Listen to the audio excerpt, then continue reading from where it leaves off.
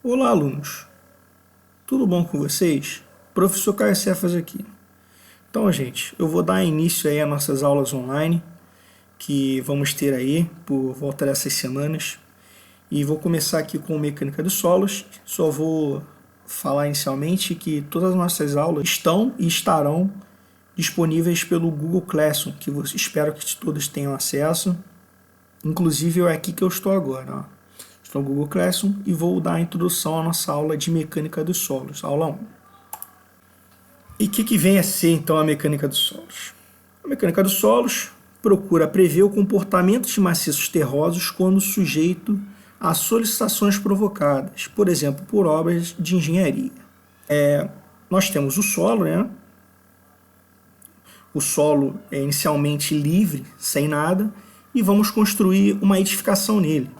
Quando nós construímos uma edificação, essa edificação ela tem uma área, né? Tem um volume também, e esse volume ele é incisivo no solo. Nós temos esse volume e essas cargas provenientes do próprio peso da edificação, elas agora estão incidindo no solo. E esse solo ele tem que suportar essa carga de alguma maneira. Então, por isso que nós viemos a estudar a mecânica dos solos, que é basicamente o que veio explicar aqui, essa incidência das cargas, dessas novas cargas, no nosso solo. Não necessariamente é numa edificação, mas no nosso estudo sim, porque nós estudamos edificações. Por esse motivo aqui, que estudamos a mecânica dos solos, né, para ver, de acordo com a carga que a gente aplica, o que o solo vai responder para a gente. Se ele vai suportar, se ele vai colapsar, dada a introdução, né, do que é a mecânica dos solos em si. Eu vou começar aqui com um pouquinho do solo, né, do que vem a ser o solo. A parte basicamente que a gente vai estudar é a crosta da Terra. A estrutura interna da Terra pode ser representada por 3 camadas distintas. A primeira é conhecida como litosfera ou crosta, e com espessura atingindo até 120 km. A segunda, conhecida como manto, e com espessura de 2.900 km. E a última camada, conhecida como núcleo, e com uma espessura de cerca de 3.300 km. E, teoricamente, constituída principalmente de níquel e ferro. Então, temos aqui um diagramazinho, né, um desenho, basicamente dessa explicação, daqui de cima.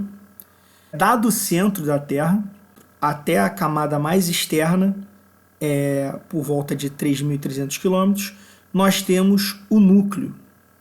Logo depois, partindo do final do núcleo aqui, para a parte mais externa, nós temos o manto, tem uma distância de 2.900 km do núcleo, em relação ao núcleo. E por último, nós temos a parte que a gente vai estudar em mecânica do solo, que é esse pequeno pedacinho aqui, que é onde fica a superfície da Terra, que é chamada de crosta, ou litosfera, aqui em cima já está explicando, né, que tem uma profundidade aí de 120 km da distância do manto dessa Terra aqui estudada, né? Vamos lá, a constituição agora da nossa Terra. A parte mais superficial da crosta é representada por rochas, que são agregados naturais de um ou mais minerais.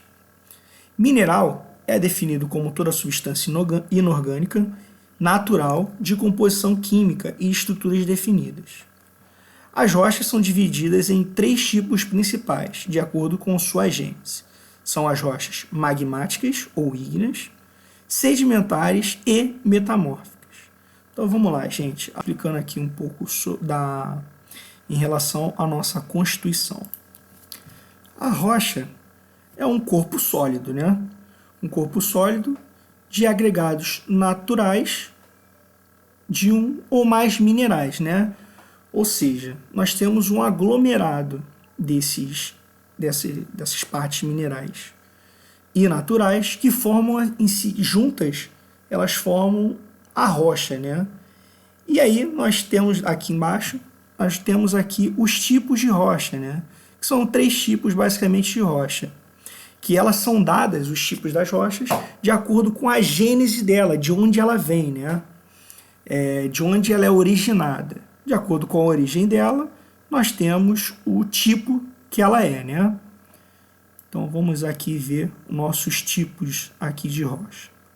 Primeiramente, nós temos as rochas magmáticas, ou ígneas, que são formadas a partir do resfriamento e consolidação do magma, que é um material em estado de fusão no interior da Terra.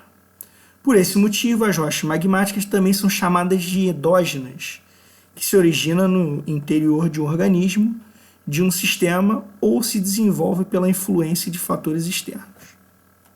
Então vamos lá. Nós temos aí a parte magma, né? Está em estado semissólido na parte interior da Terra. Essa parte magmática, vem para a superfície, ela está sujeita a outros tipos de temperatura, e com esses novos tipos de temperatura e pressões, faz com que esse magma resfrie. Quando esse magma resfria, aí temos então a formação da nossa rocha magmática, né? Que é basicamente esse iniciozinho que eu acabei de explicar para vocês. E por que ela é chamada de endógena, né? Porque ela tem uma origem no interior, né? Ela vem do interior, né? O magma ele vem do interior da Terra, que é a parte que ela está em parte semissólida, né? Ou líquida, por assim dizer. E ela sai do interior, ela vai para fora, e assim ela se torna um outro tipo, com esse resfriamento, essa mudança de temperatura, essa mudança de pressão. Aí então temos essa formação dessa rocha magmática em si, né? Dessa rocha que é chamada de rocha magmática. Depois temos as rochas sedimentares. São aquelas formadas por materiais derivados da decomposição e desintegração de qualquer rocha. Esses materiais são transportados, depositados e acumulados nas regiões de topografia mais baixa, como bacias, vales e depressões. Posteriormente, pelo peso das camadas superiores ou pela ação cimentante da água subterrânea, consolidam-se formando uma rocha sedimentar, também conhecida como exógenas, por se formar na superfície da Terra, e estratificadas por apresentarem normalmente camadas. As nossas rochas sedimentares vão ser, ela pode provir de uma rocha metamórfica ou uma rocha magmática ou ígnea, né? Quando nós temos a degradação desses rochas, eles vão soltando os sedimentos, né?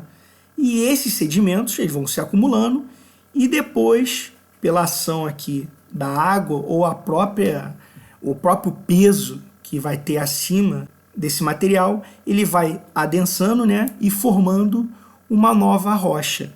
E essa rocha é chamada, né, de rocha sedimentar. E aí por isso que é chamada de rocha sedimentar, né? Porque ela vem de sedimentos de outras rochas, pela ação da decomposição e desintegração de uma outra rocha, né?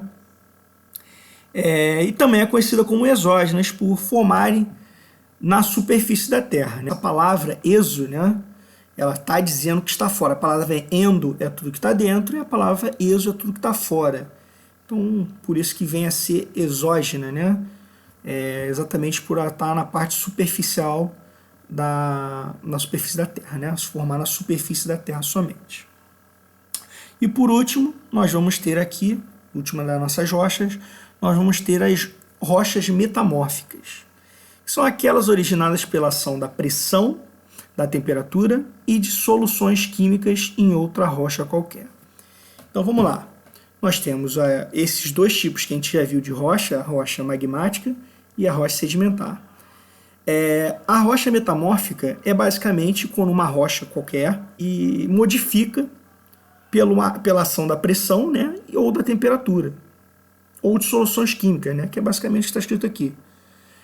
E com essa ação, ela modifica aquela rocha no seu estado natural, né, e transforma ela em um outro tipo de rocha. E essa rocha é chamada de rocha metamórfica, exatamente porque ela mudou, ela era uma rocha e ela mudou outro tipo de rocha. Então ela sofreu uma metamorfose, né, por assim dizer. Esse motivo que nós damos esse nome aí esse tipo de rocha. A crosta da Terra compõe-se quase que inteiramente de compostos oxigenados, especialmente silicatos de alumínio, cálcio, magnésio, sódio, potássio e ferro. Aqui embaixo nós temos um desenhozinho do mapa do Brasil, que temos a legenda aqui referente ao mapa, né? Nós temos as regiões e aqui embaixo nós temos a incidência das rochas de acordo com essas regiões. Nós temos aqui as achuras, né? Essa achura aqui é um losango maiorzinho, esses pontinhos e esse tracejadozinho aqui. Então tem a legenda aqui embaixo. Rochas magmáticas são esses losangos. É a incidência das nossas rochas magmáticas, né? Todo esse pedaço aqui, ó. Esse pedaço aqui de rocha. Logo depois nós temos as rochas metamórficas, que são essas semi-retas, que são os tracejados, né? Que no mapa são esses pedaços aqui, ó, de semi-retas. E depois nós temos as nossas rochas sedimentares, que são essas rochas aqui, todo esse pedaço pontilhado, né? Esse pontinho pequenininho.